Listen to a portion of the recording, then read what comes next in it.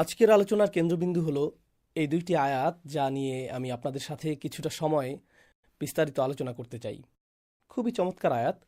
আয়াতগুলো একই সাথে ভীতিকর এবং বিস্ময়কর। আহ, আহ, আমেরিকার ডালাসে একবার এক বৃদ্ধা দাদির সাথে আমার পরিচয় হয়েছিল। আমি মসজিদ থেকে বের হচ্ছিলাম আর তার কিছু সাহায্যের প্রয়োজন ছিল এবং আমি তাকে কিছুটা সাহায্যও করেছিলাম। তারপর আমরা কথা বলতে শুরু করি এবং তিনি বলেছিলেন আমি একজন ক্যালিগ্রাফার। তিনি ইরাকের বাসিন্দা ছিলেন। সত্যি? আপনি একজন ক্যালিগ্রাফার? দারুণ ব্যাপার। তো আমাকে কিছু ক্যালিগ্রাফি করে দিবেন? হ্যাঁ। তারপর আমি তার ছেলের সাথে দেখা করি এবং তাদের বাইয়েনা ক্যাম্পাসে আমন্ত্রণ জানাই। আর আমি তাকে আমাদের একটি পিলারে এই আয়াতটি লিখতে বলেছিলাম। তিনি বললেন আমি কি লিখব? আমি বললাম শুধু লিখুন কুল্লু নাফসিম বিমা কাসাবাত রহিনা। আমি হেঁটে এসে শুধু এটাই দেখতে চাই। আমি প্রতিদিন এটা দেখতে চাই। right. So, এই আয়াতটি বাহ্যিকভাবে বোঝা বেশ কঠিন, তাই আমি আপনাদের জন্য একটু একটু করে ব্যাখ্যা করব। চলুন প্রথমে এই আয়াতের সবচেয়ে কঠিন শব্দটি বুঝি, রহিনা। হয়তো এটি আপনাদের অনেকের জন্য নতুন শব্দ, রহিনা। রহিনা শব্দটি রহিন থেকে এসেছে, যা অন্য কিছুর সাথে আটকে থাকে। الملازم المتقارب. ওকে, এর আরেকটি অর্থ হলো المرهون meaning المقبوض. আমি সহজ বাংলায় ব্যাখ্যা করছি। ধরুন আমি আপনার গাড়ি ধার নিলাম এবং আপনি বললেন এই নিন চাবি, কিন্তু আপনার পাসপোর্টটি দিতে হবে। ঠিক আছে, এখন আমি পাসপোর্ট ফিরে পাবো যখন আপনার গাড়ি ফেরত দেব। ওকে, আপনি একটি গাড়ি ভাড়া করলেন, তারা আপনাকে তাদের গাড়ি ব্যবহার করতে দিচ্ছে, কিন্তু তারা আপনার কাছ থেকে কি চায়? তারা আপনার ক্রেডিট কার্ড চায়, তারা আপনার কিছু টাকা জামানত চায়, তারা হয়তো আপনার ব্যাংক থেকে কিছু টাকা তুলে নেবে, তারা তা রেখে দিবে। যখন আপনি তাদের গাড়ি ফেরত দেবেন, তারা কি করবে? সেই টাকা ফেরত দেবে।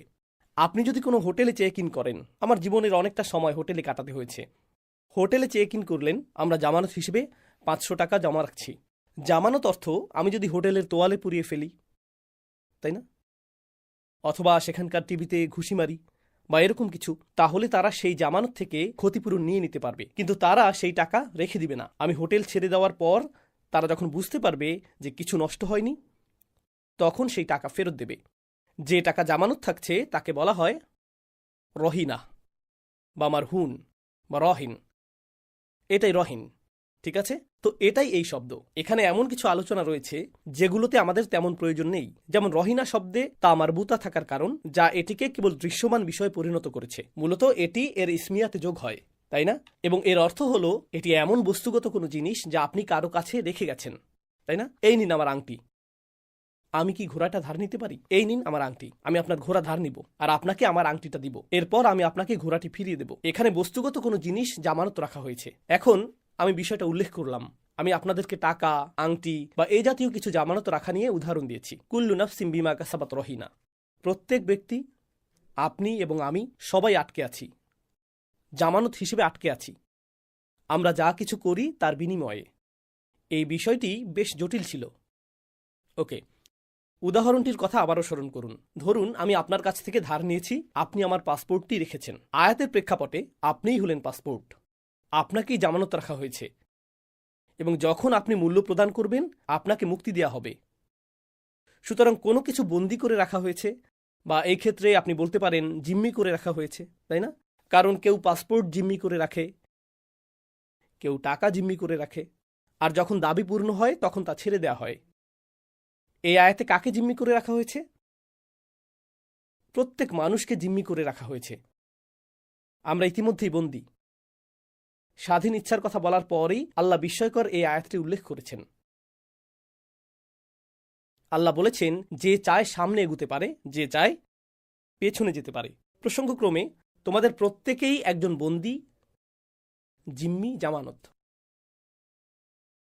বন্দী, জিম্মি, তাহলে কিভাবে আপনি নিজেকে মুক্ত করবেন? আল্লাহ বলছেন বিমা কাসাবাত। প্রসঙ্গক্রমে বিমা কাসাবাত হলো মুকদ্দম। আল্লাহ বলেননি যে কুল্লু নাফসিন রহিনাতুন বিমা কাসাবাতুন। না, কুল্লু নাফসিন বিমা কাসাবাত রহিনাতুন। প্রত্যেক ব্যক্তিকে জিম্মি করে রাখা হয়েছে, জামানত হিসেবে আটকে রাখা হয়েছে। শুধুমাত্র কিসের বিনিময়ে মুক্তি প্রদান করা হবে? যা তারা উপার্জন করেছে এই জীবনে, যা তারা উপার্জন করেছে, যে কাজ তারা করেছে এবং যা তারা উপার্জন করেছে। এটা বেশ ভারী। এখন চলুন ইসলামী স্বাধীনতার ধারণাটি ব্যাখ্যা করি। পছন্দের স্বাধীনতা আছে, কিন্তু কর্মফলের কোনো স্বাধীনতা নেই। বিষয়টা লিখে ফেলুন যাতে আপনাদের মনে থাকে। শেষ আয়াতটি ছিল পছন্দের স্বাধীনতা বিষয়ক। এটা কর্মফলের স্বাধীনতা নয়। এই জীবনে আমি যা কিছুই করি, আমি যাই করি, তা হলো অদৃশ্য কারাগার থেকে নিজেকে মুক্ত করার একটা চেষ্টা, যে কারাগারে আমি ইতিমধ্যেই আছি, কর্মফলের কারাগার। তাই যদিও আমি স্বাধীন সাজার ভান করি, আমি আসলে আমার কাজের সাথে আটকে আছি, আমি আমার কর্মের সাথে শৃঙ্খলিত। আর সেই কাজগুলো আল্লাহর কাছে উপস্থাপন করা হচ্ছে, যিনি প্রতিটি আত্মাকে জামানত রেখেছেন। হয় আমাদের করা সেই পরিশোধগুলো নেতিবাচক পরিশোধ, অথবা সেগুলো ইতিবাচক পরিশোধ। তো একটি ভালো কাজ হলো ইতিবাচক পরিশোধ, একটি খারাপ কাজ হলো নেতিবাচক পরিশোধ। একটি ভালো কাজ হলো একটি ইতিবাচক পরিশোধ। আসলে আমাদের প্রত্যেকেই ইতিমধ্যেই কারাগারে আছি, এবং একমাত্র জিনিস যা আমাদেরকে এই কারাগার থেকে মুক্ত করবে তা হলো আমরা এই জীবনে যা করি, এই জীবনে আমরা যা উপার্জন করি। بما كسبت رهينة. তো পূর্ববর্তী আয়াতে আমি আমার পছন্দের জন্য সম্পূর্ণ দায়ী, এবং এই আয়াতে এই জীবনে আমি যা কিছু উপার্জন করি তার জন্য আমি সম্পূর্ণরূপে দায়ী। আমি দায়ী। বিমা কাসাবাত। আপনি যদি এটুকু বুঝেন, এর অর্থ হলো আমাদের ক্ষেত্রে শুরুর অবস্থাটি হলো আমরা সমস্যায় আছি। বাস্তবতা এটা নয় যে আমরা ঠিক আছি, বাস্তবতা হলো আমরা সমস্যায় আছি, এবং সমস্যা থেকে বেরিয়ে আসার একমাত্র উপায় হলো ক্রমাগত পরিশোধ করতে থাকা। আর আল্লাহ একমাত্র যে পরিশোধ গ্রহণ করবেন তা কি? আপনার ইতিবাচক উপার্জন, বিমা কাসাবাত। আল্লাহ ঠিক এটাই বুঝিয়েছেন যখন তিনি বলেছেন ইন্নাল ইনসানা লাফি খুসর। মানবজাতির জন্য শুরুর অবস্থাটি হলো তারা ক্ষতির মধ্যে রয়েছে। মানুষ ক্ষতির মধ্যে রয়েছে, محبوس. কারাগারে অবরুদ্ধ। আক্ষরিক অর্থেই معد محبوس عليه. তাদেরকে আটকে রাখা হয়েছে। অবস্থা যদি তাই হয়, একজন মুসলিম হয়তো অন্য কাউকে দেখে যে নিজেকে স্বাধীন মনে করে, এবং সে যা খুশি তাই করে, আর সে উপলব্ধি করে ও আল্লাহ, তারা তাদের মুক্তির জন্য মূল্য বাড়িয়েই চলছে প্রতিটি নেতিবাচক পরিশোধের মাধ্যমে। আপনি জানেন আপনার অ্যাকাউন্টের ব্যালেন্স নেতিবাচক হতে পারে, তাই না? যখন আপনার অ্যাকাউন্ট ব্যালেন্স নেগেটিভ 20,000 আর আপনি 20,000 টাকা জমা করলেন, তখন কি হয়ে যায়? 0। মুক্তির জন্য আপনাকে 1 লাখ টাকা জমা করতে হবে, কিন্তু আপনি ইতিমধ্যেই নেতিবাচক 2 লাখে আছেন। আর তারপর আপনি নেতিবাচক 4, নেতিবাচক 6, নেতিবাচক। ও আল্লাহ, এমন হতে পারে যে মুক্তি পাওয়ার জন্য পরিশোধের পরিমাণ হয়তো খুব সামান্য ছিল, কিন্তু সমস্যা হলো আপনি নেতিবাচকের দিকে অনেক দূর চলে গেছেন। বুঝতে পারছেন? তো এখন আপনি আর 10 টাকার দায়বদ্ধ নন, বরং আপনি 10 কোটি 10 টাকার দায়বদ্ধ, তাই না? আল্লাহ সেই লোকদের জন্য কি করেন যারা আল্লাহর কাছে ব্যাপকভাবে ঋণী এবং তাদের জামানত অনেক বিশাল। শুধু তওবা করো, আমি সব মুছে দেব, আমি শুধু 0 দিয়ে গুণ করে দেব। বস্তুত যদি এটি নেতিবাচক দিকে 10 কোটি হয়, আমি এটিকে ইতিবাচক দিকে 10 কোটি বানিয়ে দেব, যদি শুধু তওবা করো। একটি জিনিস, একটি তওবা। শুধু আন্তরিকভাবে আল্লাহর দিকে ফিরে আসুন, আপনি মুক্ত। আল্লাহর দিকে ফিরে আসাই আমাদের স্বাধীনতা, এবং এটি শুধু আখিরাতের স্বাধীনতাই নয়, চূড়ান্তভাবে এটি তো আখিরাতের স্বাধীনতা বোঝাই, কিন্তু আমার যুক্তিতে এই আয়াতটি দুনিয়ার ক্ষেত্রেও প্রযোজ্য। প্রত্যেক ব্যক্তি তার কৃতকর্মগুলো দ্বারা জিম্মি হয়ে আছে। মানুষ মদ্যপানের কাছে জিম্মি হয়ে আছে, মানুষ যৌন আসক্তি দ্বারা, পর্নোগ্রাফি দ্বারা জিম্মি হয়ে আছে, মানুষ মাদকের কাছে জিম্মি হয়ে আছে, মানুষ সময়ের অপচয় দ্বারা জিম্মি হয়ে আছে। তাদের দোষ যাই হোক, তাদের অপরাধ যাই হোক, তারা সেটার দ্বারা জিম্মি। তারা এর মধ্যে নিজেদেরকে নিমজ্জিত রেখেছে। একমাত্র কিছু মানুষ আসলে এই আসক্তিগুলো, এই বদভ্যাসগুলো থেকে মুক্ত রয়েছে। আমাদেরকে বলা হয়েছে ইন্টারনেট ব্রাউজিংয়ে তুমি স্বাধীন, সোশ্যাল মিডিয়ায় ঢুকতে তুমি স্বাধীন। কিন্তু যদি আপনি আপনার ফোনটি সরিয়ে রাখেন, যদি আপনি দীর্ঘ সময় সোশ্যাল মিডিয়ায় অভ্যস্ত হন, ধরুন 14-15 বছর বয়সী একজন কিশোর, সে যা কিছু দেখার দেখছে, আর আপনি যদি ফোনটি কেড়ে নেন, সেই কিশোরের কি ঘটে? সে উদ্বিগ্ন হয়ে ওঠে, তার মেজাজ খারাপ হয়, তার মানসিক যন্ত্রণা শুরু হয়, সব ধরনের অদ্ভুত বিষয় শুরু হয়। জানেন কেন? কারণ তারা আসলে সেই ডিভাইস দ্বারা বন্দী। তারা আসলে মোটেও স্বাধীন নয়। তারা স্বাধীন নয়। ঠিক যেমন আমাদের শরীর খাবারের চাহিদা থেকে মুক্ত নয়, তাই আমরা যদি খাবারের অভাবে ভুগি, আমাদের খাবারের পেছনে ছুটতে হয়। আমাদেরকে নির্ভর করতে হয় যেন আমরা খাবারের কাছে বন্দী। এই দুনিয়া আসক্তি তৈরি করেছে, আর আমরা বন্দী। মানুষ এই আসক্তিগুলোর দ্বারা বন্দী হয়ে আছে। এমন মানুষও আছে যারা অন্যকে প্রভাবিত করার প্রয়োজনে বন্দী। তারা সেই কারাগারেই বাস করে। এটাই তারা অর্জন করতে চায়, এবং তারা এর নিচেই চাপা পড়ে। সারাটা জীবন শুধু অন্যকে প্রভাবিত করতে চায়। অন্য কিছু মানুষ সবার উপরে থাকার প্রয়োজনে বন্দী। আমাকে সবার সম্মান করা উচিত। তাদের গোটা জীবনটাই আমাকে শুধু সম্মানিত হতে হবে। কিভাবে আপনি সম্মানিত হতে চান? মানুষ যখন কাছে আসবে, তারা যেন আমার দিকে বাঁকা চোখে না তাকায়। তাদের উচিত আগে আমাকে সালাম দেওয়া। এই এটা তুমি কেন করলে না? তুমি ওটা কেন করলে না? তুমি আমার সাথে এভাবে কথা বলতে পারো না? তারা এই প্রয়োজন দ্বারা বন্দী। তারা স্বাধীন নয়। তারা স্বাধীন নয়। কিছু মানুষ অহেতুক ভীতিতে বন্দী হয়ে থাকে। ইউসুফের ভাইয়েরা এটা জানার প্রয়োজনে বন্দী ছিল যে তারাই অধিক ভালোবাসার পাত্র, কারণ তাদের কাছে ভালোবাসা ছিল একটা স্কোর কার্ড, তাই না? বাবা ইউসুফকে বেশি ভালোবাসেন। তোমরা কিভাবে জানলে যে বাবা ইউসুফকে বেশি ভালোবাসেন? তোমরা কি তার হৃদয় পরীক্ষা করেছো? এরকম কোনো মিটার আছে? স্ট্রিট ফাইটার গেম হেলথ বারের মতো? কিভাবে তোমরা জানলে তিনি তাকে বেশি ভালোবাসেন? আমাকে বলো। তারা তাকে সরিয়ে দিল, আর তিনি এখনো তাকে বেশি ভালোবাসেন। তোমরা কিভাবে জানলে যে তিনি তাকে বেশি ভালোবাসেন? কিন্তু আমাকে জানতে হবে, এ ব্যাপারে আমার কিছু একটা করা প্রয়োজন। তারা তাদের প্রয়োজনে বন্দী। কার উপর মানসিক নির্ভরতা, রাগ। কিছু মানুষ তাদের রাগের দ্বারা বন্দী। কিছু মানুষ অনুশোচনায় বন্দী হয়ে থাকে। كل نفس بما كسبت رهينة. মানুষ কারাগারে বাস করছে। আখিরাতে একটি কারাগার অপেক্ষা করছে। কিন্তু মানুষ এই জীবনে নিজেদের জন্য কারাগার তৈরি করতে অত্যন্ত পারদর্শী। আমরা এতে খুবই পারদর্শী। এবং এই আয়াতটি বলছে, অন্য কেউ আপনাকে কারাগারে রাখেনি। এটা আপনার নিজের তৈরি কারাগার। আর একমাত্র যিনি আপনাকে তা থেকে মুক্ত করতে পারেন, তিনি কে? আপনি এবং আপনার কর্ম। সুতরাং আপনি এমন কাজ করতে পারেন যা আপনাকে আরও কারারুদ্ধ করবে, অথবা আপনি কারাগার থেকে মুক্তির পথ অর্জন করতে পারেন। আপনি যদি এই অর্থে এবং স্বাধীনতা নিয়ে ভাবেন, নারীদের হিজাব পরিহিত দেখলে মানুষ কেন এত বিচলিত হয়? সকলেই স্বাধীন। তুমি স্বাধীন নও কেন? তুমি নিপীড়িত। তারা খুবই বিরক্ত। আমার এমন কিছু অমুসলিম নারীর সাথে কথা বলার সুযোগ হয়েছে যারা পর্দা করে না এবং তারা কর্পোরেট জগতে কাজ করে। আমি বললাম, আপনার কর্মক্ষেত্র নিয়ে কিছু বলুন। সবচেয়ে কঠিন বিষয় কোনটি? তারা বলে, কাজের জন্য তৈরি হওয়া। কয়েকজন মহিলা আমাকে বলেছে, কাজের জন্য তৈরি হওয়াই সবচেয়ে কঠিন কাজ। আমি বললাম, কেন? কেন এত কঠিন? আপনার দাঁত ব্রাশ করাটা কি খুব কঠিন? না, আমাকে মেকআপে অনেক বেশি সময় দিতে হয়। নির্দিষ্ট ধরনের পোশাক পরতে হয়। নির্দিষ্ট ধরনের পোশাক বলতে কি বোঝায়? সে বলল, আপনি তো জানেন। আমি বললাম, আমি জানি না, আপনি কি বোঝাতে চাইছেন?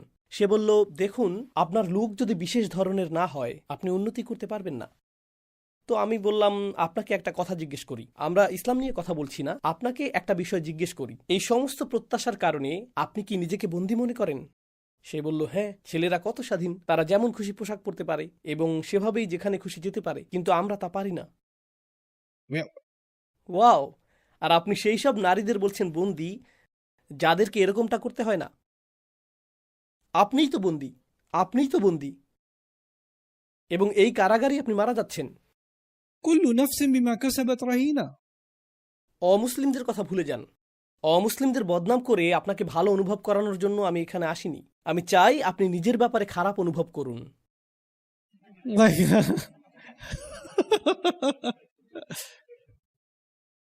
আমরা এইসব অনর্থক মানদণ্ড বানিয়েছি, আর তারপর এই মানদণ্ড পূরণ না হবার দুঃখে মরে যাই।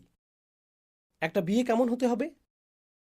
এখন আমরা এই মানদণ্ড তৈরি করেছি। এই মানদণ্ড ইনস্টাগ্রাম থেকে অবতীর্ণ হয়েছে। আর এখন আপনার বিয়ে যদি সেই রকম না হয়, এটা আমার জীবনের সবচেয়ে খারাপ দিন। কেন? কেন? আমরা নিজেদের জন্য এমন কারাগার বানিয়েছি যার কোনো প্রয়োজনই ছিল না। আমরা নিজেদেরকে জিম্মি বানিয়েছি, আর সেই কারাগারে নিজেদেরকে রাখার জন্য আমরা যে কোনো কিছু করতে প্রস্তুত। ইসলাম আসলো এবং মুক্তিদান করল। আপনাকে শুধুমাত্র একজনেরই দাসত্ব করতে হবে, আর তিনি হলেন আল্লাহ।